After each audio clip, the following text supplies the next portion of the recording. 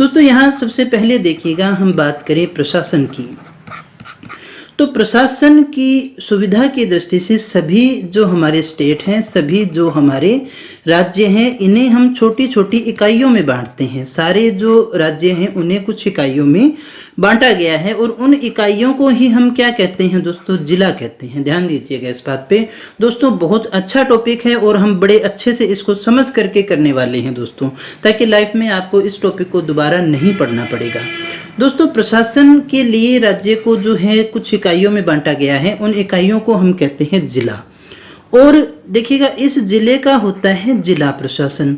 तो जिला प्रशासन क्या कहलाता है दोस्तों, जिला प्रशासन असल में क्या है, इसमें देखिएगा जो डिस्ट्रिक्ट कलेक्टर है, जिला कलेक्टर कार्यालय है अपना, जिला कलेक्टर कार्यालय, और अन्य जो भी विभागीय प्रशासनिक व्यवस्था है दोस्तों, उन सबका जो समूह है उसे ही हम जो है सामूहिक रूप से जिला प्रशासन कहते हैं, जो कि जिला स्तर पर कार्यरत है दोस्तों। तो दोस्तों जिला प्रशासन जो है वो एक सामूहिक नाम है, किसी एक समूह का नाम है, हम इसे एक सामूहिक नाम कह सकते हैं, जिसमें शामिल होता है जिला कलेक्टर ऑफिस और अन्य विभागीय प्रशासनिक जो भी व्यवस्थाएं हैं, उन सभी के समूह को सामूहिक रूप से हम जिला प्रशासन का नाम देते हैं। तो जिला के प्रशासन को चलाने के लिए जो भी व्यवस्थाएं की जाती हैं वो सारी की सारी जिला प्रशासन में शामिल होती हैं और ये जिला स्तर पर काम करती हैं दोस्तों। ये जो व्यवस्थाएं हैं वो कौन से स्तर पर काम करती है, जिला स्तर पर काम करती हैं। तो दोस्तों यहाँ हम इसको थोड़ा सा आगे बढ़ते हैं और समझ लेते हैं कि जिला प्रशासन जिला जो है वो राज्य प्रशासन की एक मुख्य इकाई होती है, जो राज्य सरकार और जनता के मध्य कड़ी के रूप में काम करती है।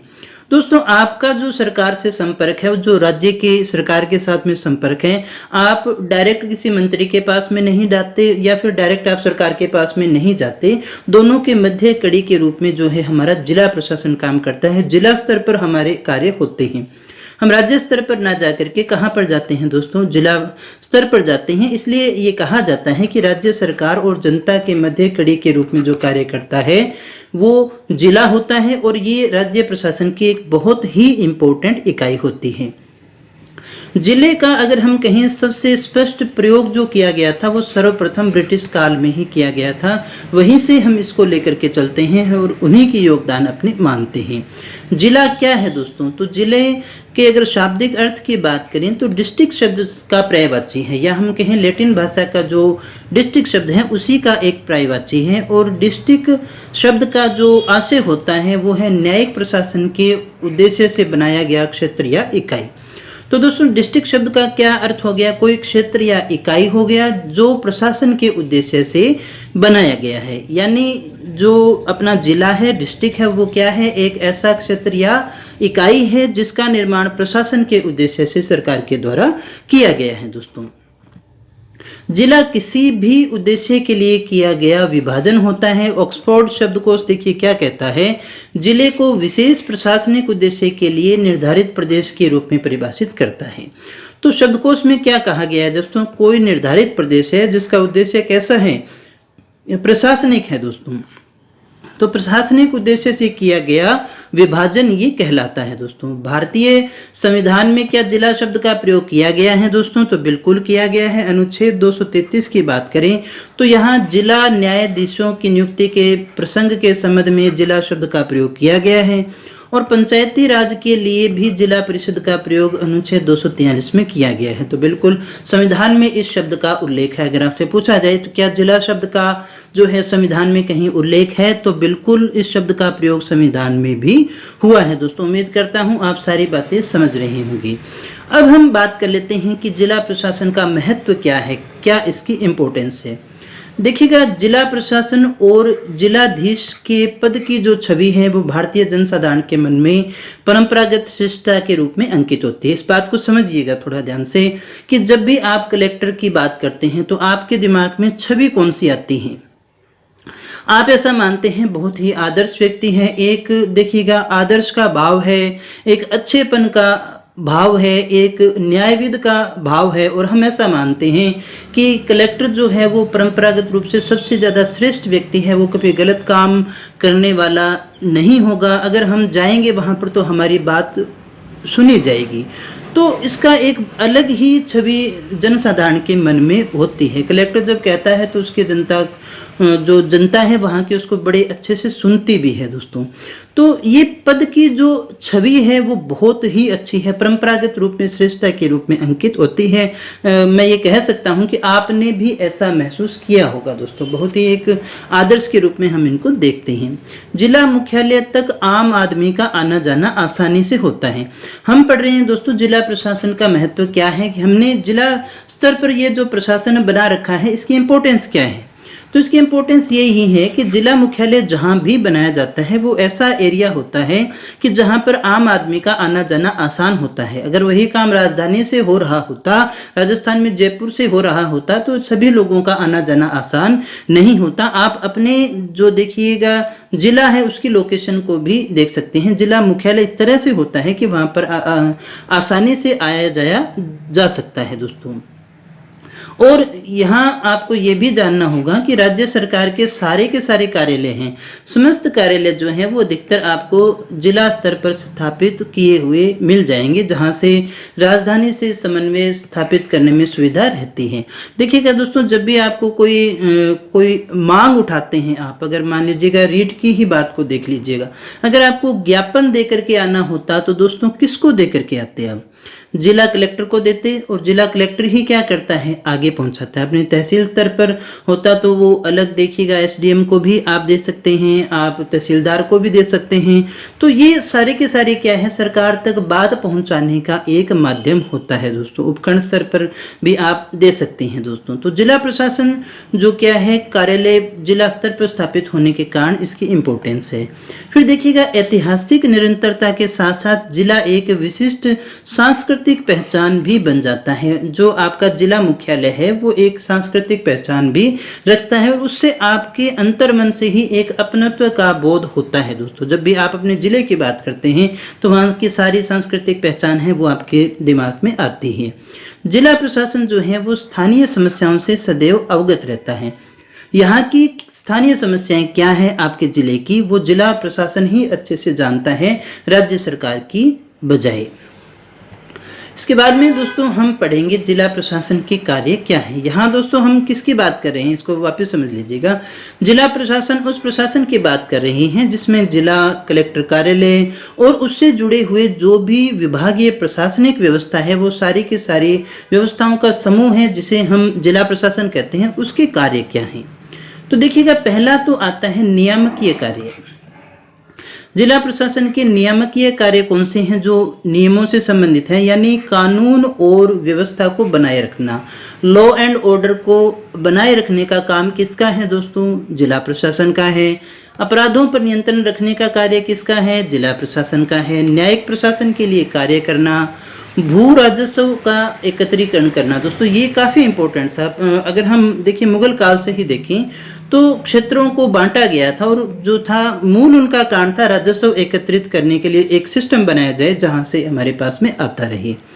इसके अलावा आयकर हो गया, सेल टैक्स हो गया, चुंगी कर हो गए, वनों पर जो टैक्स लगता है, भू राजस्व का जो भी बकाया है, भूमि प्रशासन के सामान्य कार्य, ये सारा कुछ जो है इसके द्वारा किए जाता है। इसके साथ साथ देखिएगा, खाद्यान्न और आपूर्ति करना, नियमन और वितरण करना, और साथ ही साथ राज्य सरकार की जो भी नीतियां हैं, राज्य सरकार की जो भी नीति बनाता है, राज्य सरकार जो भी नीति बनाएगी उसको जिला प्रशासन के द्वारा ही लागू किया जाता है दोस्तों। जैसे मान लीजिएगा कोई भी नीति हो, चाहे कोरोना से संबंधित कोई भी हमारी गाइडलाइन आती है तो फिर हमारी जिला कलेक्टर के पास में आती है, वहां से फिर वो जो है ऑर्डर जारी होते हैं और फिर वहां से कार्य होता है दोस्तों। तो सरकार की जो भी नीतियां हैं उनके कार्यक्रमों को लागू इसी स्तर पर किया जाता है। कोई सर्वेक्षण है, कोई कार्यक्रम की मॉनिटरिंग है, प्रचार और मूल्यांकन, ये सारे कार्य नियामकीय कार्यों के अंतर्गत आते हैं दोस्तों। और दोस्तों याद रखिएगा, ये सारे कार्य हर स्तर पर रहेंगे। अगर जिला स्तर पर देखें तो कलेक्टर के रूप में देखेंगे, एसडीएम के रूप में, फिर देखिएगा तहसीलदार के रूप में। इस तरह से काम लगभग आपको यही देखने को मिलते हैं, क्योंकि संयुक्त रूप से ये सारे के सारे जिला प्रशासन में आते हैं। फिर देखिएगा, न केवल नियामकीय कार्य हैं बल्कि विकासात्मक कार्य भी कौन करता है? जिला प्रशासन ही करता है, जैसे कि कृषि उत्पादकता को बढ़ाना, सहकारिता, पशुधन, मछली पालन को प्रोत्साहित करना, शिक्षा का प्रसार करना, जन स्वास्थ्य सुविधाएं उपलब्ध करवाना, जैसे कोरोना वैक्सीन आ गई भी दोस्तों अभी, समाज कल्याण के कार्य करना, निर्धन और असहाय लोगों के कल्याण व प्रयास आदि दोस्तों। तो ये जो भी कार्य हैं, विकासात्मक कार्य भी हैं, वो सारे कार्य भी जिला प्रशासन के ही माने जाते हैं, उसी को करना होता है दोस्तों। फिर देखिएगा, कार्मिक प्रशासन के कार्य। कार्मिक के अंदर आता है भर्ती वगैरह दोस्तों।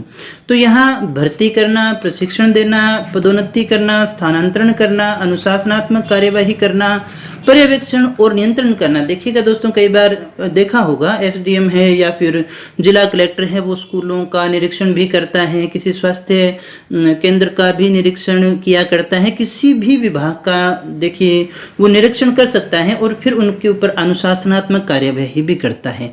पुरस्कार और प्रोत्साहन देना, सभी प्रकार के जो कार्मिक प्रशासन से जुड़े हुए कार्य हैं वो जिला प्रशासन के द्वारा किए जाते हैं दोस्तों।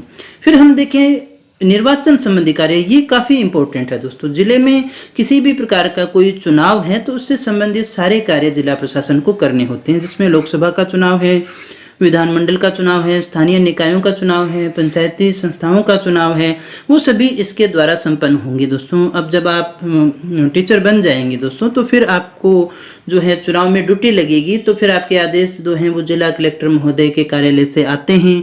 तो इन कार्यालयों के द्वारा ही भेजे जाते हैं और वही जो है सारे कार्यभार को संभालता है, जिसको हालांकि कलेक्टर अपने आप नहीं करता दोस्तों, लेकिन वो आगे से आगे उनको बांट देता है, अंतिम जिम्मेदारी उसी की हुआ करती है। और वैसे भी हम संयुक्त व्यवस्था को जिला प्रशासन के रूप में ले रहे हैं दोस्तों। फिर देखिए, स्थानीय जो भी हमारी संस्थाएं हैं, स्थानीय संस्थाएं मतलब नगर पालिका, नगर परिषद जो हैं, उनके जिला कार्यकारी अधिकारी हैं, जिला परिषद में विकास अधिकारी बीडीओ हो गया, पंचायत समिति में खंड विकास अधिकारी हो गया, ग्राम पंचायत में पटवारी हो गया दोस्तों। ये जो प्रशासनिक अधिकारी होते हैं, ग्राम सेवक हो गया, जिला प्रशासन के प्रतिनिधि के रूप में इन संस्थाओं के संचालन में सहयोग करता है। ये जो भी हैं, ये जो भी कार्य करेंगे, इनके संचालन में ये सहयोग करने का कार्य करता है। कौन करता है दोस्तों? जिला प्रशासन करता है। अभी हमने कलेक्टर वगैरह की बात नहीं की है दोस्तों, हम जिला प्रशासन की बात कर रहे हैं। राहत कार्य, ये भी काफी इंपॉर्टेंट है दोस्तों। अगर कोई आपदा आती है दोस्तों, अभी जब कोरोना काल था तो आपने देखा होगा जिला प्रशासन के कार्य कितने बढ़ गए थे दोस्तों, किस प्रकार से कंट्रोलिंग चल रही होगी, आपने आसपास देखा होगा। तो इसे भी आप एक आपदा से जोड़ करके देख सकते हैं। कहीं बाढ़ आ गई, कहीं भूकंप आ गया, सूखा पड़ गया, अकाल आ गया, देखिएगा भोजन वगैरह भी इस समय बांटा गया था। तो सारे काम जो है अकाल राहत के जो कार्य हैं वो जिला प्रशासन के द्वारा ही किए जाते हैं, उनके द्वारा ही संचालन उनका होता है दोस्तों। इसके अलावा देखिएगा, पर्यावरण और पर्यटन संबंधी कार्य भी करने होते हैं, जैसे पर्यावरण की सुरक्षा है, प्रदूषण नियंत्रण है, उपभोक्ताओं का संरक्षण है, विदेशी शरणार्थियों से संबंधित कोई मामला है अगर आपके यहाँ है तो। फिर देखिए, मानवाधिकारों की कोई रक्षा है, भ्रष्टाचार नियंत्रण है, विदेशी पर्यटक संबंधी कोई मामला है, तो वो सारे जिला प्रशासन द्वारा ही संपन्न होते हैं। जिले में पर्यटन संरक्षण, प्रोत्साहन और विकास के कार्य भी जिला प्रशासन करता है। तो दोस्तों, आप ऐसा कह सकते हैं कि जिला प्रशासन के अंदर जिले की सारी व्यवस्थाओं के जो कार्य हैं वो जुड़े हुए होते हैं। निर्वाचन संबंधी कार्य को अपने पढ़ चुके हैं, जिले में लोकसभा, विधानसभा, स्थानीय निकाय आदि कार्यों को वो करवाता है दोस्तों। इसके अलावा देखिएगा, समन्वय भी करवाता है, जैसे अंतर्राष्ट्रीय अभिकरण है, केंद्र सरकार है और राज्य सरकार के विभिन्न कार्यालय हैं, एनजीओ हैं, कोई निजी संगठन है, गैर सरकारी संगठन है, अन्य संबंध संस्थानों में आपस में तालमेल बैठा करके रखना। क्योंकि दोस्तों, कलेक्टर जहां देखिएगा केंद्र का एजेंट होता है, क्योंकि केंद्र सरकार के द्वारा मनोनीत होता है, उसके द्वारा चयनित किया जाता है। तो दोस्तों, वहीं पर जो है इसके साथ में राज्य सरकार के कर्मचारी भी कार्य करते हैं दोस्तों। तो दोस्तों, कलेक्टर किसके द्वारा होता है, किसके द्वारा चुना जाता है या कौन सी भर्ती से आता है, वो केंद्र सरकार की भर्ती का है दोस्तों। लेकिन यहाँ पर राज्य सरकार की भर्ती के भी लोग होते हैं, सभी मिलजुल करके काम करते हैं, इसलिए समन्वय भी यहाँ हमें देखने को मिलता है।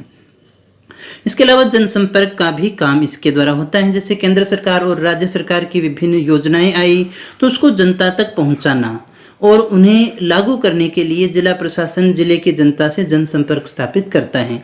अब जैसे मान लीजिएगा वैक्सीन आ गई तो उसको लोगों तक पहुंचाना, उसको लागू करना, इससे जुड़े हुए सारे जो कार्य हैं वो जिला प्रशासन के द्वारा किए जाते हैं। स्वास्थ्य विभाग वर्ग सारे अपने एक प्रकार से इसमें शामिल मान करके चल सकते हैं, क्योंकि ये एक बहुत ही बड़ी व्यवस्था होती है दोस्तों।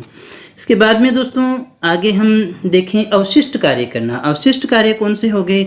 इसमें कार्यपालिका से संबंधित काम आते हैं, जैसे कि इनकी कोई निश्चित व्याख्या नहीं की जा सकती, वो सारे के सारे अवशिष्ट होते हैं। अवशिष्ट मतलब जो बच गए दोस्तों, जैसे हथियारों के लाइसेंस देना, नवीनीकरण करना या उनका निरस्तीकरण करना है। जैसे ही चुनाव आते हैं तो हथियारों को जब्त कर लेना, ये सारे कार्य होते हैं। शैक्षिक और सांस्कृतिक गतिविधियों का आयोजन करना, लघु बचत, शिष्टाचार कार्य, संपत्ति और जान माल की सुरक्षा करना, जनता की शिकायतें सुनना। दोस्तों अगर आपको कोई शिकायत है तो आप कहाँ लेकर के जाएंगे? अपने तहसील स्तर पर तहसीलदार के पास में भी जा सकते हैं, जिला स्तर पर लेकर के आए तो कलेक्टर के पास में भी आप जाते हैं, उनको सुनते हैं और सामुदायिक सहभागिता को सुनिश्चित करने का कार्य भी किया जाता है दोस्तों। तो दोस्तों इसके बाद में हम देख लेते हैं कि ये जो हमारा जिला प्रशासन है, इसकी कौन कौन सी इकाइयां हैं, किस प्रकार से काम करता है और कौन कौन से अधिकारी अभी हमें पढ़ने हैं, उनकी बात कर लेते हैं। तो सबसे टॉप में आप देख सकते हैं जिलाधीश, यानी कि जिला कलेक्टर, डीएम भी अपने इसको कहते हैं। अलग अलग स्टेट के अंदर इनके अलग अलग प्रकार के नाम आते हैं। जैसे पंजाब और हरियाणा में इसे डीसी कहा जाता है, पंजाब और हरियाणा में इसको डीसी यानी डिस्ट्रिक्ट कमिश्नर के नाम से भी पुकारा जाता है। राजस्थान में हम इसे कलेक्टर भी कहते हैं, जिला मजिस्ट्रेट भी कहते हैं दोस्तों। अलग अलग जगह इनके अलग अलग नाम हो सकते हैं, क्योंकि ये वहाँ की व्यवस्था है दोस्तों। तो सबसे ऊपर हुआ जिलाधीश। जिलाधीश के बाद में आता है अतिरिक्त जिला कलेक्टर। अतिरिक्त जिला कलेक्टर के बाद में दोस्तों आता है उपखंड अधिकारी, जिसे हम एसडीओ के नाम से जानते हैं। उसके बाद में दोस्तों आता है तहसीलदार, और तहसीलदार के नीचे आता है नायब तहसीलदार। नायब तहसीलदार के नीचे आता है दोस्तों कानूनगो, और कानूनगो के बाद में आता है पटवारी।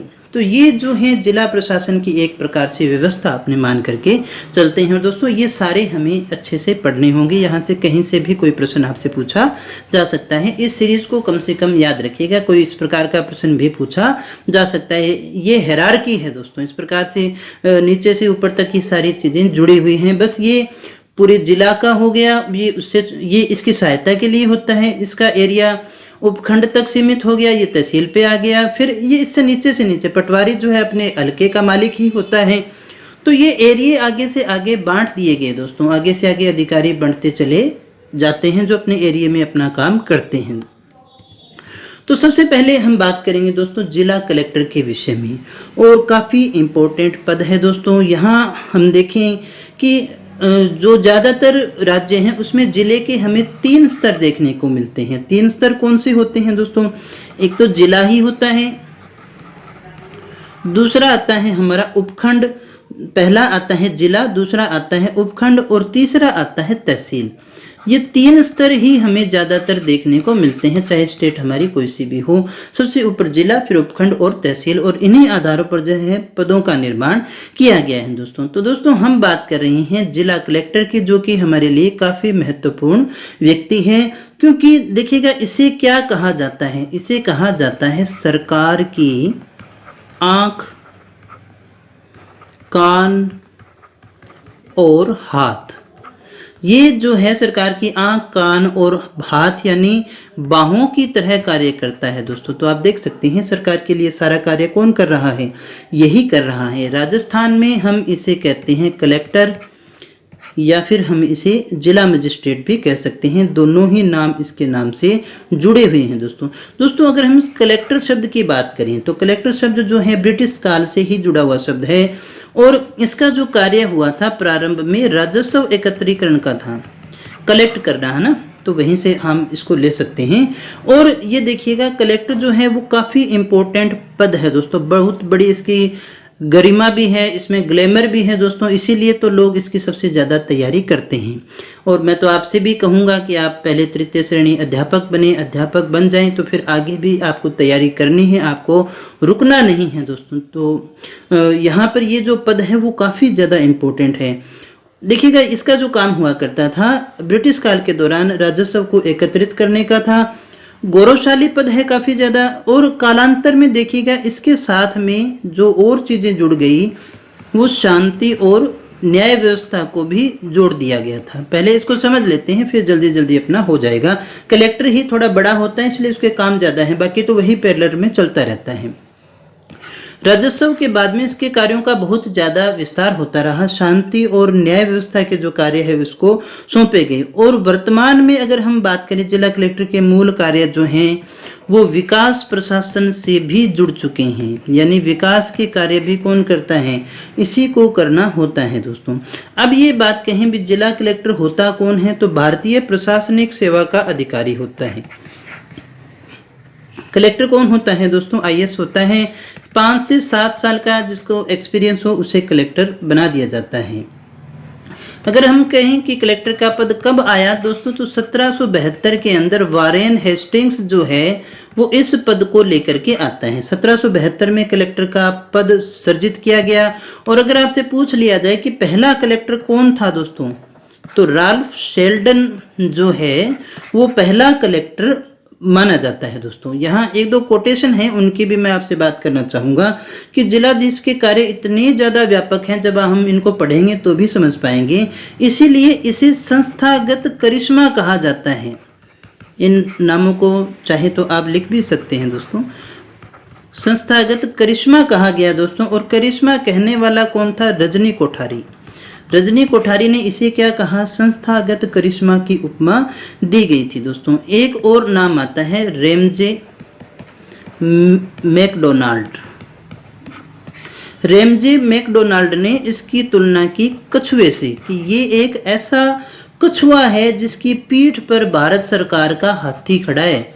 देख सकते हैं आप इसकी इंपॉर्टेंस, यानी रेमजे मैकडोनाल्ड ने इसकी महत्ता के लिए क्या कहा कि कलेक्टर एक ऐसा कछुआ है जिसकी पीठ पर हाथी खड़ा हुआ है दोस्तों।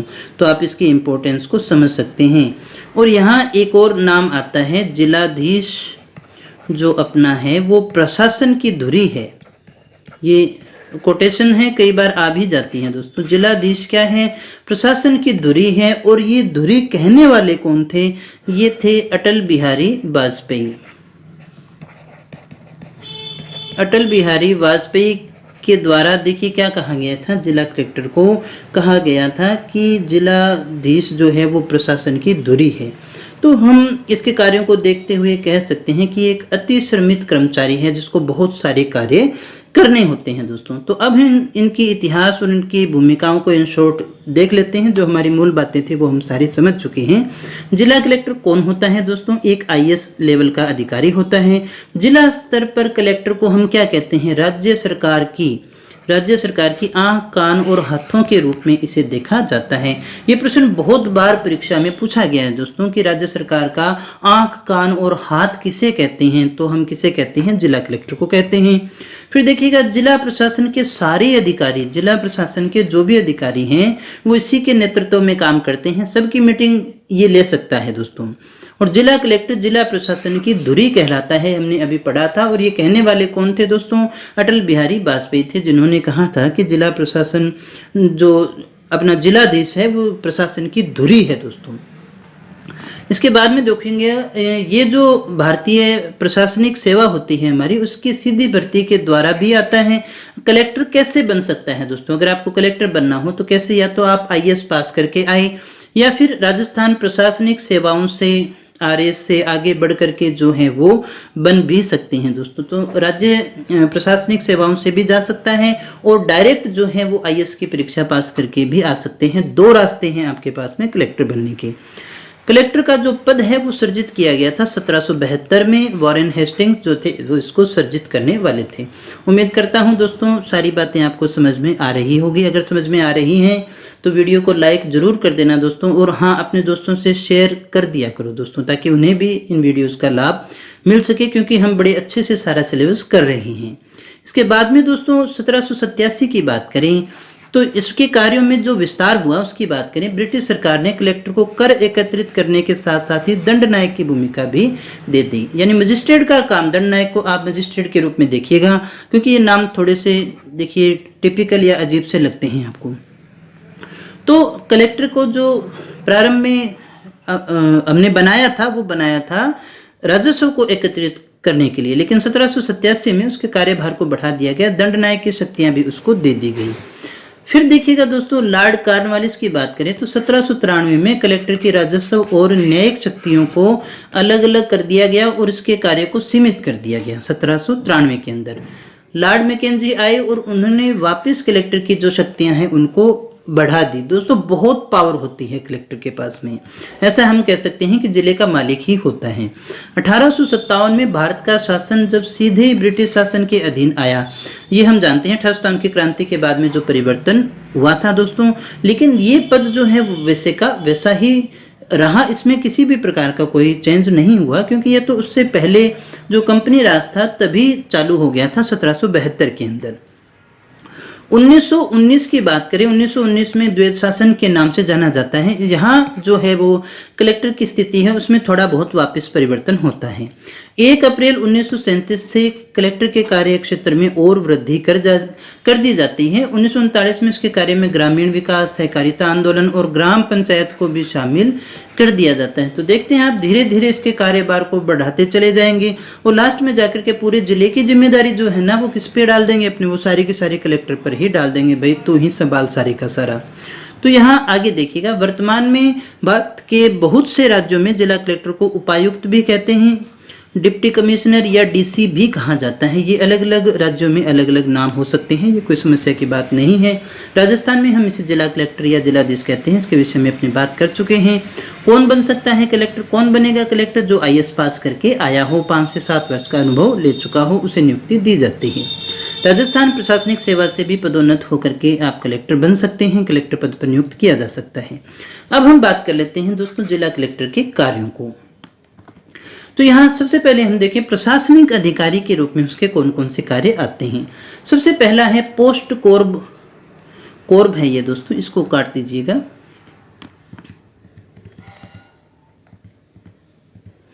ये कोर्ब है, इसको आप इसी तरह से लिखिएगा, पोस्ट कोर्ब। P फॉर देखिए क्या होता है दोस्तों, प्लानिंग, O फॉर ऑर्गेनाइजिंग या फिर organization, S for staffing, D for directing, Co for cooperating, R for reporting और B फॉर बजटिंग होता है दोस्तों। ये किसी भी प्रशासन के अंदर जो भी हमारा, देखिए लूथर गुलिक का दिया हुआ सिद्धांत है। यहाँ जब भी हम प्रशासन की बात करते हैं तो प्रशासन का अर्थ ही हम पोस्ट गौरव से लेकर के चलते हैं, हालांकि हमें वहां तक नहीं जाना है, लेकिन ये सारे जो कार्य हैं जो प्रशासनिक अधिकारी की होती है ये करता है प्रशासन, चाहे प्राइवेट हो चाहे सरकारी हो, उन सब में ये कार्य तो किसी भी प्रशासनिक अधिकारी को करने ही होते हैं दोस्तों। इसके बाद में देखिएगा दोस्तों, जिला प्रशासन के विभिन्न अधिकारी जैसे तहसीलदार है, नायब तहसीलदार है और अन्य राज्य पत्रित अधिकारी जो हैं उनका पदस्थापन, स्थानांतरण, इनसे संबंधित जो अधिकारी होता है वो भी कलेक्टर होता है। वार्षिक बजट का अनुमान है, कार्मिक प्रशासन संबंधी कार्य हैं, जिले के राजस्व भवन जो भी हैं उनका निर्माण करवाना, देखभाल करना, जिला कोषालय, ट्रेजरी जो है उसका प्रभारी और जो कोषालयों की सुरक्षा है वो भी इसके पास में होती है। जिला प्रशासन के अधिकारियों के पेंशन के प्रकरणों का निपटान भी इसके द्वारा होता है। इसके साथ साथ देखिएगा वह जिले के अधिकारियों की पेंशन के प्रकरण को भी निपटाता है। अब कोई सभा हो गई, कोई समारोह हो गया, मेला हो गया, प्रदर्शनियां होगी, तो उसमें सरकार का प्रतिनिधित्व कौन करता है? कलेक्टर ही करता है। सरकार की बात को कौन पहुंचाता है? कलेक्टर उद्घाटन करता है। फिर सरकार की तरफ से जो भी योजना है, जो भी बात है वो आप तक पहुंचाने का कार्य जिला कलेक्टर के द्वारा किया जाता है दोस्तों। आगे हम बढ़े, डिस्ट्रिक्ट मजिस्ट्रेट के रूप में यानी जिला दंडायक के रूप में उसके क्या कार्य हैं? तो लॉ एंड ऑर्डर को बनाए रखना, जिले के अंदर शांति, सुरक्षा, एकता, सद्भाव आदि को बनाए रखने का कार्य जिलाधीश का ही होता है। विदेशियों के पासपोर्ट की जांच कर सकता है, जाति, निवास, अन्य आवश्यक प्रमाण पत्र जो हैं वो जारी करता है। जिला कारागृह, जेल जो है उसका निरीक्षण कर सकता है, कोई विचाराधीन कैदी कल्याण के कार्य हैं वो भी करवा सकता है। पुलिस अधीक्षक के माध्यम से जिला पुलिस तंत्र को भी नियंत्रित करता है, यानी पुलिस अधीक्षक ये भी IAS की सर्विस ही है दोस्तों, IPS बनता है। क्योंकि देखिएगा अखिल भारतीय सेवाओं में 3 आती हैं, एक तो IAS, IPS और IFS, ये 3 पोस्ट आती हैं दोस्तों। तो यहाँ पर जिला पुलिस तंत्र का भी ये नियंत्रण करता है पुलिस अधीक्षक के माध्यम से, जो कि IPS होता है। उसी के रैंक का एक अधिकारी होता है दोस्तों। इसके अलावा यहाँ देखिएगा सांप्रदायिक कोई दंगे हो गए, राजनीतिक आंदोलन हो गया, उग्र प्रदर्शन हो गए, आतंककारी गतिविधियां हो गई, जातीय संघर्ष हो गए, इन सब पर नियंत्रण करने का कार्य। जैसे अब मान लीजिएगा कहीं पर किसानों का आंदोलन है या कोई भी आंदोलन चल रहा है, कोई सांप्रदायिक दंगे हो गए, तो वहां पर जिम्मेदारी जो है सारी की सारी कलेक्टर की है। उसको किस तरह से निपटाना है वो सारी जिम्मेदारी कलेक्टर के ऊपर ही होती है। वो अकेला तो नहीं करेगा दोस्तों, जाहिर सी बात है, उसके साथ में सारे जिले का प्रशासन है, इसीलिए तो हमने जिला प्रशासन कहा है दोस्तों। उन सब के साथ में मिलकर कार्य करता है। पुलिस थानों और वहां के रोजनामचों और डायरियों का निरीक्षण करता है। हालांकि इसमें थोड़ा चेंज आ चुका है, ये भी रोजनामचे तो अब कहाँ है दोस्तों, सारा कुछ ऑनलाइन हो चुका है, वहीं पर भरना पड़ता है ऐप के अंदर, और ये लेकिन वो उनकी जांच कर सकता है दोस्तों। जिला पुलिस से वार्षिक रिपोर्ट प्राप्त करेगा और गृह विभाग को भेजने का कार्य उसी के द्वारा होता है। धारा 144 के अंतर्गत शांति भंग के मामलों की सुनवाई करता है। और आपने कोरोना के समय कम से कम इतना तो समझ ही गए होंगे, इतने आदेश तो आपने देखे ही होंगे अपने व्हाट्सएप यूनिवर्सिटी के ऊपर कि धारा 144 कौन लगाता है, कहाँ से उसके आदेश आते हैं, कौन कौन लगा सकता है दोस्तों। तो हमने देखा कि सारे कार्य जो होते थे वो जिला कलेक्टर के नाम से होते थे। धारा 144 के अंतर्गत शांति भंग के मामलों की सुनवाई करना, गुंडा अधिनियम, गुंडा एक्ट जो है उसके अंतर्गत थानों में रखी जाने वाली गुंडा सूची का ये अवलोकन कर सकता है। असामाजिक तत्व कोई है तो उसे अपने जिले से बाहर कर देगा दोस्तों, और चाहे कहीं भी जाए, लेकिन यहाँ आप इस बात को समझ लीजिएगा, गुंडा एक्ट के तहत कार्यवाही करता है। कोई ट्रेडमार्क हो गया, चीनी कारखाना नियंत्रण अधिनियम है, प्रेस एक्ट है, मनोरंजन है, इनसे संबंधित जो भी नियम अधिनियम है उनके क्रियान्वयन करना और उनका नियंत्रण करना। हथियार है, गोला बारूद है, पटाखे वगैरह, जो भी घातक कोई विस्फोटक सामग्री है उस पर नियंत्रण रखता है दोस्तों। तस्करी या फिर नशीली दवा व्यापार, आतंकवादी गतिविधियां, इनको नियंत्रित भी करना है। देख सकते हैं ना दोस्तों जिम्मेदारी कितनी है। आतंकवादी मारेगा तो कौन, सैनिक ही मारते हैं ना, लेकिन नियंत्रण करना अधिकार क्षेत्र किसका हो गया, जिला कलेक्टर का भी तो कार्य है ना, वो सारे कार्य इसी के होते हैं। कहीं तस्करी न हो, नशीली दवाओं का सेवन, ये सारी चीजों को उसे ध्यान रखना होता है। विशेष परिस्थितियों में रात को पोस्टमार्टम करवाने की अनुमति, ये क्वेश्चन बहुत बार पूछा गया है जिला कलेक्टर में से, इसलिए क्योंकि पोस्टमार्टम दिन में होता है दोस्तों, रात को नहीं होता। अगर कोई विशिष्ट परिस्थितियां हैं, रात को पोस्टमार्टम करना है तो फिर जिला कलेक्टर की अनुमति होती है, उसी से किया जा सकता है। जिला दंडायक के रूप में जिला कलेक्टर के कार्य मुख्यतः पुलिस प्रशासन के सहयोग पर निर्भर होते हैं। ये जो कार्य हैं वो पुलिस प्रशासन के सहयोग से ही वो करता है, अपने आप नहीं करता है दोस्तों। फिर हम बात करें विकास कार्यों की। विकास कार्यों के अंदर जिलाधीश की भूमिका क्या है, हमने देखा भी था। अभी जो इसका कार्य है मुख्यतः विकास कार्यों के रूप में जाना जाता है। जिला आयोजना समिति जो है उसके माध्यम से जिले की विकास योजनाओं को बनाना, विभिन्न विकास परक और रोजगारोन्मुखी कार्यक्रम है उनमें ऋण आदि का वितरण करवाना, जिला परिषद के माध्यम से जिले की योजनाएं बनाना और केंद्र राज्य प्रवर्तित कार्यक्रमों का सफल क्रियान्वयन करवाना, ये जो सारे कार्य हैं ये भी इसी के हुआ करते हैं दोस्तों। फिर आगे देखिएगा, इसके बाद में जो आता है पंचायती राज संस्थाओं की वित्तीय स्थिति को निर्देशित करता है, जिले में चल रही विकास परियोजनाओं और कार्यक्रमों पर निगरानी रखता है, उनकी रिपोर्ट संभागीय आयुक्त और राज्य सरकार को भेजता है। एकीकृत ग्रामीण विकास से संबंधित और अन्य विकास और कल्याणकारी योजनाओं का संचालन करवाता है। जिला उद्योग केंद्र हो गया, जिला बैंकिंग समन्वय समिति हो गई, नगरीय प्रबोधन समिति हो गई आदि के माध्यम से विकास कार्यों को सुनिश्चित करता है दोस्तों इसको थोड़ा सा और समझ लीजिएगा। जैसे ही हमारा भारत आजाद होता है, स्वतंत्रता होती है, तो जिला कलेक्टर का पद जो है वो कलेक्टर और मजिस्ट्रेट के परंपरागत दायरे से बढ़कर मुख्यतः हम ऐसा कह सकते हैं कि एक विकास अधिकारी के रूप में आ चुका है। विकास अधिकारी के रूप में ये कार्य कर चुका है, इतना व्यापक हो चुका है दोस्तों। देखिएगा दोस्तों, 2 अक्टूबर 1952 को एक कार्यक्रम स्टार्ट हुआ जिसे हम राष्ट्रीय सामुदायिक विकास कार्यक्रम के नाम से जानते हैं। वहां से उसका काम शुरू होता है और धीरे धीरे, चाहे वो 20 सूत्री कार्यक्रम हो, साक्षरता कार्यक्रम हो, परिवार कल्याण कार्यक्रम हो, स्वर्ण जयंती ग्राम स्वरोजगार योजना हो, अंत्योदय अन्न योजना हो, ये सारे जो कार्य हैं वो इसी के द्वारा होते हैं। और हालांकि इसके जो कार्यों के कारण व्यस्त बहुत ज़्यादा हो गया है, विकासोन्मुखी भी बना दिया है इन सभी ने कलेक्टर के कार्यों को। हम ऐसा कह सकते हैं कि लोकतांत्रिक विकेंद्रीकरण जैसे ही हमारे यहाँ प्रारंभ होता है तो जिला, खंड और पंचायत स्तर पर पंचायती राज की स्थापना जब से हुई तो जिला विकास अधिकारी की हैसियत से जो है जिलाधीश का कार्य और सभी स्तरों पर और ज्यादा बढ़ गया है। दोस्तों यहाँ आप इसको भी समझ लीजिएगा, जिला परिषद का वो अध्यक्ष तो नहीं होता लेकिन उसकी सलाह को महत्व बहुत दिया जाता है। दोस्तों जिला परिषद के जो भी डिसीजन होंगे उनको प्रभावित करने की जो ताकत है वो कलेक्टर रखता है। तो आप देख सकते हैं विकास अधिकारी के कार्य भी उसके आजकल थोड़े ज्यादा हैं, उसी के कारण उसको सबसे ज्यादा अति श्रम वाला या फिर व्यस्त कर्मचारी भी अपने कह सकते हैं। इसके बाद में आता है दोस्तों विकास कार्यों की समुचित देखभाल और कलेक्टर के कार्यों को बोझ कम करने के लिए अशोक मेहता समिति 1978 ने सुझाव दिया था कि विकास कार्यों के लिए अलग से पद सृजित किया जाए। कहा था दोस्तों, लेकिन हुआ क्या उसकी तो बाद में बात करेंगे। 1985 में जीवीके राव की अध्यक्षता में एक कार्ड समिति आई और कार्ड समिति ने यह कहा कि कलेक्टर के विकास और नियामकीय कार्यों में विभाजन करने की आवश्यकता है, इसको करना चाहिए। महाराष्ट्र में जो है कलेक्टर को विकास कार्यों से मुक्त रखा गया है, ये एक अलग फैक्ट अपने कह सकते हैं। तो इसके बाद में दोस्तों आगे बात करते हैं अन्य कार्य और इसकी भूमिकाएं क्या है और कार्य कौन से हैं। राजस्व एकत्रित करना, हमने पहले भी बात की, इसका मुख्य कार्य ही क्या था, राजस्व एकत्रित करना। ये कलेक्टर का मेन काम है दोस्तों। सरकार की जो भूमि है, यानी हमारे पास में जो भी भूमि है दोस्तों, आपके पास में कोई भूमि नहीं है, आपका मकान है, दुकान है, खेत है, सब सरकार का होता है दोस्तों, सारा हमारे पास में लीज पर है।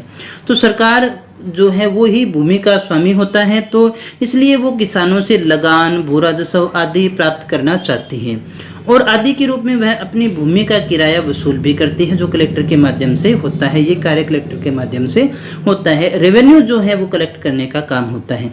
अब ये खुद करेगा क्या, खुद नहीं करता, उसकी सहायता के लिए कौन है, तहसीलदार है, कानूनगो है, गिरदावर है, पटवारी है, ये सारे के सारे राजस्व एकत्रित करने का काम करते हैं और सरकार का पैसा जनता तक पहुंचाने का काम भी इन्हीं के द्वारा हुआ करता है। दोस्तों सरकार की योजनाएं इसी चैन से जाती हैं, सीधे नहीं जाती है। दोस्तों तो हमने क्या समझा, राजस्व एकत्रित, क्योंकि जो भी भूमि है वो सब सरकार की है, तो सरकार की भूमि है तो फिर उससे जो है रेवेन्यू कलेक्ट करना है, वो काम जिला कलेक्टर का हो गया। वो अब खुद न करके अपने सहायता के लिए उसके जो रखे गए हैं वो तहसीलदार हैं, कानूनगो है, गिरदावर है, पटवारी है, इनके द्वारा ये कार्य संपन्न होते हैं। इसके अलावा देखिएगा भूमि सुधार के कार्य होते हैं। अन्य दायित्वों में आता है भूमि सुधार, भूमि प्रबंधन, भूमि अधिग्रहण से संबंधित कोई मामले हैं तो भी उनको देखिए निपटाता है। जोतों की चकबंदी, कृषि की जो जोत हैं दोस्तों उनको इकट्ठा करना, अलग अलग किसी के खेत हैं तो। इसके अलावा जमींदारी उन्मूलन, भूमि अधिग्रहण और भूमि रिकॉर्ड तैयार करवाना, ये सारे कार्य भी कलेक्टर के कार्यों में शामिल हैं। अब ये सबसे जरूरी था, प्राकृतिक आपदाओं का निवारण जो है वो इसी के द्वारा होता है। देखिएगा दोस्तों, जब जिले या उसके किसी भी भाग में प्राकृतिक आपदाएं उत्पन्न हो गई हैं तो जिले के सारे अधिकारी और अभिकरण जो हैं वो उसके निवारण में लग जाते हैं, लेकिन उसका मूलभूत दायित्व है जो कलेक्टर और जिलाधीश के कंधे पर ही होता है। अब इन आपदाओं में हम क्या ले सकते हैं दोस्तों, जैसे मान लीजिएगा बाढ़ आ गई, सूखा हो गया, भूकंप आ गया, कहीं अग्निकांड हो गया, महामारी आ गई जैसे कोरोना थी, तो ऐसी कंडीशन के अंदर प्रत्येक स्थिति में संपूर्ण जिला प्रशासन द्वारा उसका मुकाबला किया जाता है दोस्तों। और जिलाधीश जो है वो जिले के प्रत्येक अधिकारी, कार्यालय और सेना को इसमें मदद के लिए आमंत्रित कर सकता है। कलेक्टर किसी को भी बुला सकता है, अपनी सहायता के लिए बुला सकता है। ऑर्डर नहीं है दोस्तों, इसको ये मत मानिएगा वो उसके अधिकार क्षेत्र में है तो आगे, वो मदद के लिए इनको आमंत्रित कर सकता है और उन्हें आना भी होता है दोस्तों। इसके बाद में दोस्तों देखिएगा सबसे इंपॉर्टेंट काम हमारा जो हमने पहले भी पढ़ा, निर्वाचन का कार्य। निर्वाचन में देखिएगा कोई भी चुनाव है, किसी भी प्रकार का स्थानीय निकायों के कोई भी चुनाव है, उनका सुचारू रूप से संचालन करना जिलाधीश का मुख्य उत्तरदायित्व होता है। निर्वाचन के बाद में भी इससे संबंधित जो भी व्यवस्थाएं हैं वो सारी के सारी कलेक्टर के द्वारा की जाती है, शांति व्यवस्था बनाए रखना। इसके अलावा सामान्य प्रशासन की बात करें, कलेक्टर के द्वारा सामान्य प्रशासन संबंधी कार्य भी संपन्न किए जाते हैं दोस्तों, जैसे शस्त्रों का लाइसेंस प्रदान करना, उनको रिन्यू करना, रद्द करना, पशु रोग संबंधी कोई विशेष कानून को लागू करना, जंगलात संबंधी कानून, अचल संपत्ति के अधिग्रहण संबंधी कानून, आबकारी, देखिएगा नशे से संबंधित जो भी कार्य हैं उनको व्यवहारिक रूप देने का कार्य सामान्य प्रशासन के रूप में कलेक्टर के द्वारा किया जाता है दोस्तों। इसके बाद में दोस्तों आगे हम बात करें अतिरिक्त जिला कलेक्टर जो हैं वो उसके क्या कार्य हैं। जिला कलेक्टर के कार्य और भूमिका उम्मीद करता हूं आप समझ गए होंगे कितना इंपॉर्टेंट कार्य उसका होता है दोस्तों। अब हम बात करें अतिरिक्त जिला कलेक्टर की, तो जिला कलेक्टर के सहायक के रूप में ये कार्य करता है। जिला प्रशासन में एक मुख्य कड़ी के रूप में ये कार्य करता है। विभिन्न विभागों के अंदर समन्वयक के रूप में कार्य करता है। विशिष्ट व्यक्तियों के आगमन कोई है तो उसके ऊपर जो भी व्यवस्था करनी है, जैसे मान लीजिएगा कोई आ रहा है बाहर से, कोई मंत्री आ रहा है, हालांकि कलेक्टर की भी जिम्मेदारी है लेकिन उसका काम बहुत ज्यादा है, इसलिए सहायक के रूप में यह भी काम करता है। तो विशिष्ट व्यक्तियों के आगमन पर व्यवस्था करता है, भूमि से लिंग संबंधी कार्य करता है, जिला स्तरीय शाखाओं के प्रभारी के रूप में काम करता है। दोस्तों इतने सारे काम जो हैं अतिरिक्त जिला कलेक्टर के होते हैं, जिसे हम एडीएम कहा करते हैं दोस्तों। तो ये वैसे इसको जो है एक सहायक के रूप में हम देखते हैं, लेकिन उसके कार्य काफी ज्यादा हैं। इसके बाद में दोस्तों आगे हम बात कर लेते हैं उपखंड अधिकारी के विषय में, जिसे हम एसडीओ कहते हैं दोस्तों। तो दोस्तों प्रशासनिक कार्य हमारे चल रहे थे, उसी में राजस्व प्रशासन को सफलतापूर्वक संचालित करने के लिए जो हमारा जिला था, उस जिले को हमने किस में बांटा था, उपखंडों में बांटा था। जिला किस में बंटा हुआ है दोस्तों, उपखंडों में बंटा हुआ है। और उपखंड का जो मुख्य प्रशासनिक अधिकारी होता है वो क्या कहलाता है, वो एसडीओ यानी उपखंड अधिकारी कहलाता है। सब डिविजनल ऑफिसर हम इसको कहते हैं। और इसको परगना अधिकारी या उप जिला कलेक्टर भी अपने कह सकते हैं दोस्तों। तो दोस्तों क्या है ये उपखंड स्तर का सबसे बड़ा प्रशासनिक राजस्व निर्वाचन जनगणना अधिकारी होता है। इसे हम परगना अधिकारी या उप जिला कलेक्टर भी कहते हैं दोस्तों। इसका कार्य उपखंड स्तर पर, जो कार्य वहां पर कलेक्टर के थे वही कार्य इसके उपखंड स्तर पर आते हैं, लगभग वही काम होते हैं दोस्तों। तो यहाँ पर उपखंड स्तर पर कानून व्यवस्था को बनाए रखना, प्रशासनिक मामलों और राजस्व मामलों की देखरेख करना, ये सारे काम करता है। जब एसडीओ न्यायिक कार्य करता है तो फिर वो एसडीएम के रूप में जाना जाता है। एक ही है दोस्तों, क्योंकि गंगाधर ही यहाँ पर शक्तिमान होता है, दो नहीं है दोस्तों। एसडीओ और एसडीएम, जब ये न्यायिक कार्य करता है तो एसडीएम है, अन्यथा वो क्या है दोस्तों, उपखंड अधिकारी के रूप में काम करता है। उपखंड अधिकारी किसके अधीन होता है दोस्तों, तो हमने पहले भी देखा, हायरार्की हमने देखी थी, पद सोपान हमने देखा था, कैसे कलेक्टर था, फिर उसके बाद में कौन सा था, उसके बाद में कौन सा था, उन नामों को आपको अच्छे से याद रखना है।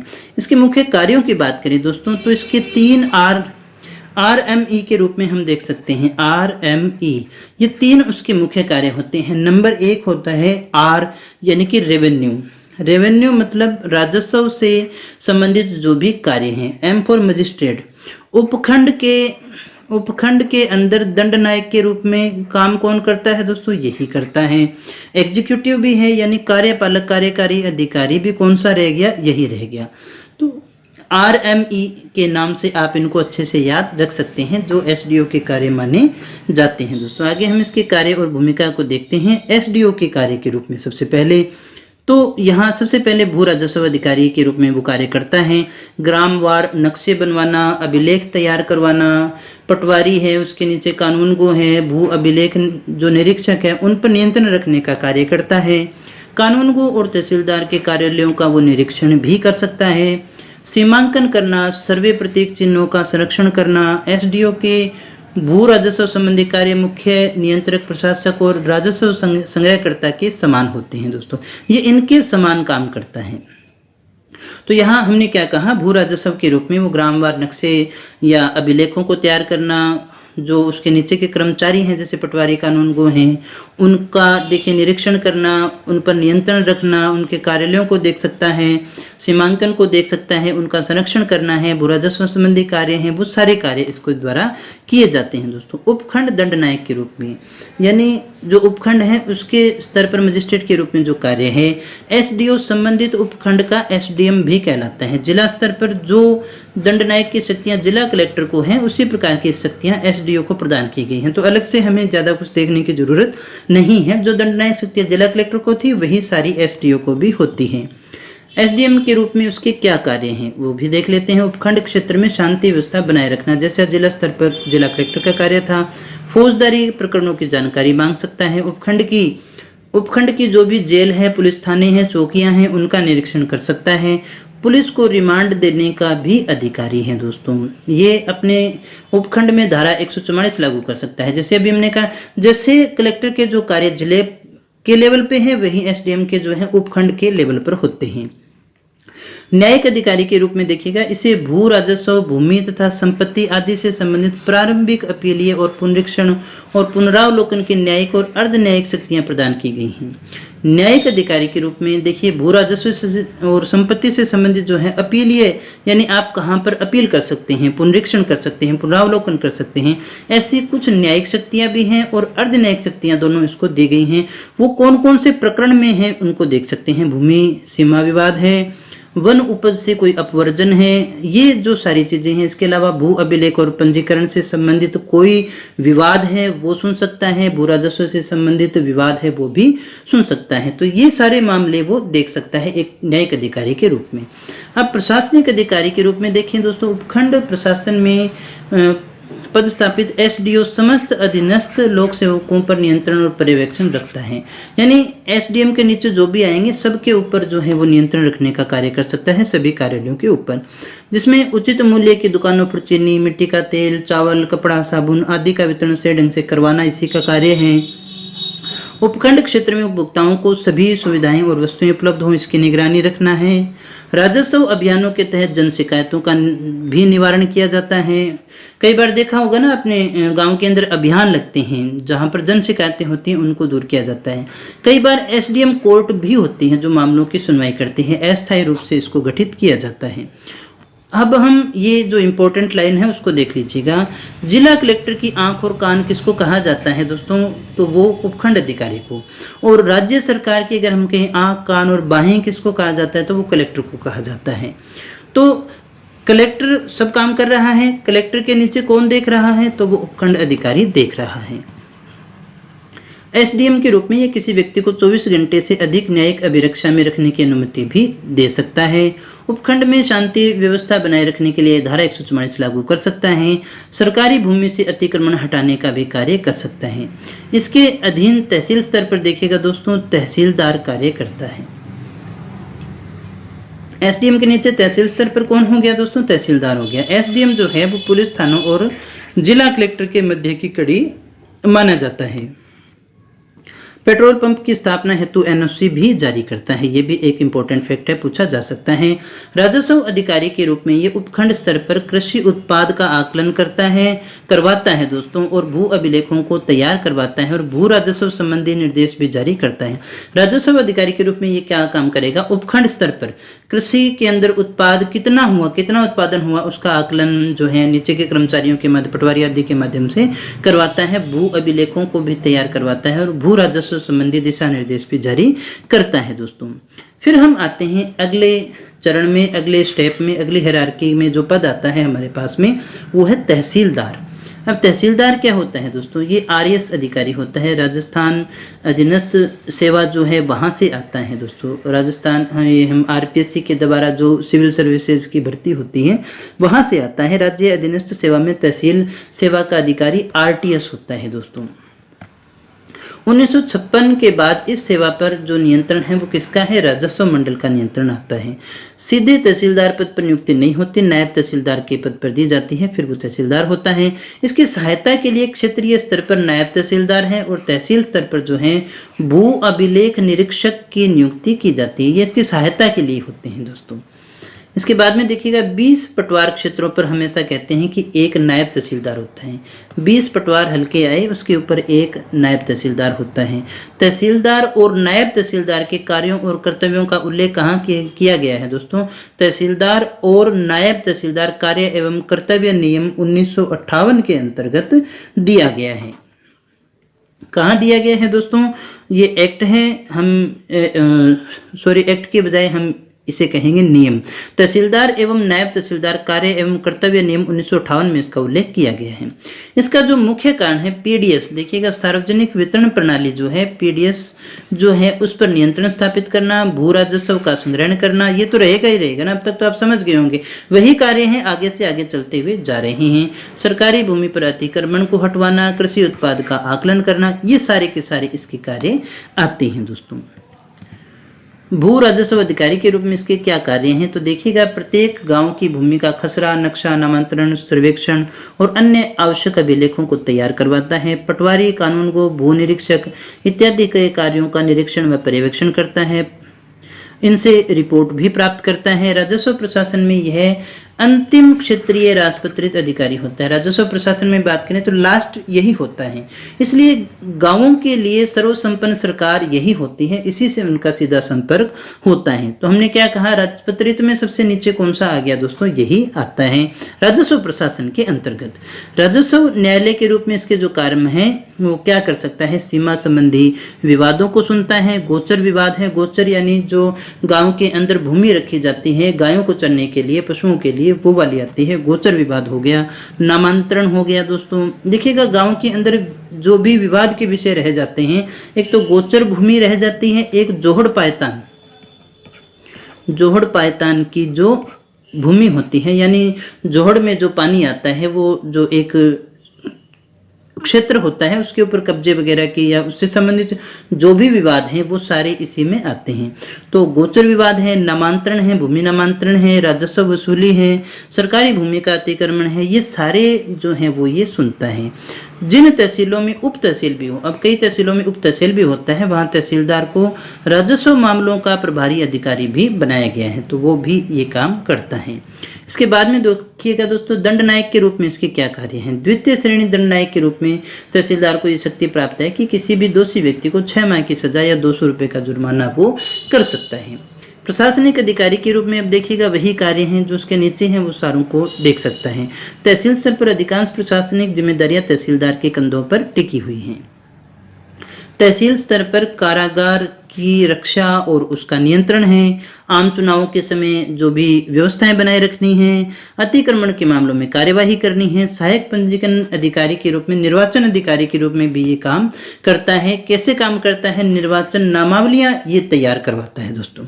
बीएलओ का संपर्क इसी के साथ में होता है, यहाँ से जो है नामावलियां बन करके जाती है दोस्तों। इसके बाद में दोस्तों कृषि जोत का स्वामित्व है, जोत की श्रेणी है, इससे संबंधित जो भी सूचना और डाटा है उसको तैयार करने का काम करता है। जाति प्रमाण पत्र, निवास प्रमाण पत्र, सीमांत कृषक प्रमाण पत्र, भूमिहीन व्यक्ति प्रमाण पत्र, हैसियत का प्रमाण पत्र, आय प्रमाण पत्र, अदेय प्रमाण, ये सारे कुछ जारी करने का काम ये करता है अपने स्तर पर। अब देखिएगा नोट के रूप में जो स्पेशल बात है कि तहसीलदार को कार्यपालक, दंडनायक, उप कोषागार अधिकारी, उप पंजीयन अधिकारी, राजस्व न्यायिक अधिकारी, अतिक्रमण निरोधक अधिकारी, प्रोटोकॉल अधिकारी, निर्वाचन अधिकारी, पशु गणना अधिकारी, राहत अधिकारी, रसद अधिकारी, रसद मने जो भी आपका राशन है, और तहसील के मुखिया के रूप में बहुत सी भूमिकाएं निर्वहित करनी पड़ती है। तो कितने सारे इसके काम होते हैं दोस्तों। काम तो जिला प्रशासन के वही है, एरिये आगे से आगे छोटे होते जा रही हैं छोटे स्तर पर। इसके बाद में देखिएगा दोस्तों आता है नायब तहसीलदार। दोस्तों अगर आपको ये लग रहा है कि बहुत ज्यादा है तो मेरे ख्याल से नहीं है, क्योंकि ये सारा कुछ हमें जान लेना अनिवार्य है। कहीं से भी कोई प्रश्न आपसे दे सकता है, क्योंकि ये जब आप स्कूल में जा रही हैं तो प्रशासनिक चीजें आपको ध्यान में होनी आवश्यक होती हैं। आपके पद की गरिमा के अनुकूल है, इसलिए मैं आपसे बात कर रहा हूं। तो नायब तहसीलदार जो है, अन्यथा मुझे तो कम करवाना होता तो जल्दी सिमट जाता ना। राजस्व प्रणाली में तहसीलदार के नीचे एक नायब तहसीलदार होता है। इसके कार्य क्या है, भू अभिलेख निरीक्षक का कार्य होता है। ऑफिस कानूनगो जो इसके नीचे होता है कि ऑफिस की देखरेख करना है। पटवार स्कूल की यदि कोई हो देखरेख और निरीक्षण का कार्य है। नामांतरण रिपोर्टों का निपटारा है। पटवारियों और कानूनगो से प्राप्त अन्य रिपोर्टों का निपटारा है। पटवारियों के वेतन का विवरण संधारित करना है। तहसीलदार की गैर हाजिरी में तहसील का जो दफ्तर है उसका चार्ज कौन संभालता है, नायब तहसीलदार काम करेगा। और तहसीलदार के अनुपस्थित रहने पर जो नायब तहसीलदार है वो तहसील कार्यालय और ट्रेजरी का कार्य सारा का सारा वही करता है दोस्तों। तो दोस्तों आप देख लीजिएगा किस प्रकार के इसके कार्य हैं। हालांकि इसमें से प्रश्न आने की संभावना बहुत ही कम है, लेकिन न कोई रिस्क हमको लेना है, यानी किसी भी रिस्क को अपने नहीं उठा रहे, हम सारी चीजें ही देख रहे हैं और बड़े अच्छे से आराम से उम्मीद करता हूं आपको सारी बातें समझ में आ रही होंगी दोस्तों। अगर कोई सुझाव हो तो आप कमेंट बॉक्स में करके मुझे बता सकते हैं। क्लास आपके लिए है तो इसमें सुधार भी किया जा सकता है दोस्तों। आगे बढ़े दोस्तों तो कानूनगो की तरफ आते हैं। अब छोटा छोटा रहा है, थोड़ा सा है और जल्दी ही हो जाएगा दोस्तों। प्रत्येक भू अभिलेख निरीक्षण सर्किल के लिए, जो भू अभिलेख निरीक्षण सर्किल है उसके लिए वार्षिक रजिस्ट्रों और अभिलेखों के समुचित पर्यवेक्षण के लिए, उन्हें बनाए रखने के लिए, शुद्धियों के लिए कानूनगो की नियुक्ति की जाती है। भू अभिलेख जो है हमारा, उसका एक सर्किल है, उसके वार्षिक रजिस्टर जो बनते हैं, अभिलेख जो हैं, उनके पर्यवेक्षण के लिए और उन अभिलेखों को बनाए रखने के लिए, शुद्धियों के लिए कानूनगो की नियुक्ति की जाती है। इसमें दो हम लेंगे, एक तो सदर कानूनगो आता है, एक ऑफिस कानूनगो आता है। सदर कानूनगो कहाँ है दोस्तों? जिला कलेक्टर कार्यालय में है। सदर कानूनगो को भूमि रिकॉर्ड संबंधी सारे मामलों में एक प्रशासनिक और सलाहकार अधिकारी के रूप में माना गया है। ऑफिस कानूनगो जो है, प्रत्येक तहसील में राज्य सरकार का एक ऑफिस कानूनगो की नियुक्ति होती है। ऑफिस कानूनगो तहसीलदार के नियंत्रण और देखरेख में कार्य करता है। तहसील कार्यालय में जो भी भूमि अभिलेख है, भू अभिलेख है, उनका प्रभारी वही हुआ करता है दोस्तों। तो उम्मीद करता हूं कानून को भी आप समझ गए होंगे। ये भू अभिलेख जो हैं उनसे संबंधित है, डाटा से संबंधित है। सदर कानून को जो है कलेक्टर कार्यालय में हो गया, ऑफिस कानून को है जो तहसील स्तर पर हम इसको देख रहे हैं। इसके बाद में दोस्तों आगे हम बात करते हैं अंतिम चरण में। अंतिम अधिकारी जो आता है पटवारी। नाम छोटा जरूर है दोस्तों, लेकिन इसके पास में पावर बहुत है दोस्तों। राजस्थान भू राजस्व अधिनियम 1956 की धारा 30 के अंतर्गत सरकार द्वारा प्रत्येक जिले के गांवों को विभिन्न पटवार हलकों में बांटा गया है और हर पटवार हलके में लगभग 3000 खसरा नंबर यानी लगभग 7500 एकड़ भूमि के ऊपर एक पटवारी होता है दोस्तों। तो आप देख सकते हैं ये भी मालिक है अपने क्षेत्र का। प्रत्येक पटवार हलके में राजस्व मंडल द्वारा एक पटवारी की नियुक्ति की जाती है। कौन करता है? राजस्व मंडल करता है। इसकी भी भर्ती होती है दोस्तों, अधीनस्थ चयन बोर्ड के द्वारा राजस्थान में की जाती है। अभी उसकी परीक्षा भी होनी थी लेकिन आगे हो चुकी है। पटवारी जिले के राजस्व प्रशासन में सबसे कनिष्ठ कर्मचारी होता है। सबसे छोटा कर्मचारी राजस्व प्रशासन में यही हो गया, लेकिन वो भी अपने हलके का मालिक होता है, उसके भी हस्ताक्षर चलते हैं दोस्तों। तो काफी इंपॉर्टेंट है ये पद भी दोस्तों। तो दोस्तों इसी के साथ ये हमारा पटवारी का पद भी समाप्त होता है। हमने पूरा जो है जिला प्रशासन उसको अच्छे से देख लिया है। उम्मीद करता हूं आप सभी को ये अच्छे से समझ में आ गया होगा दोस्तों।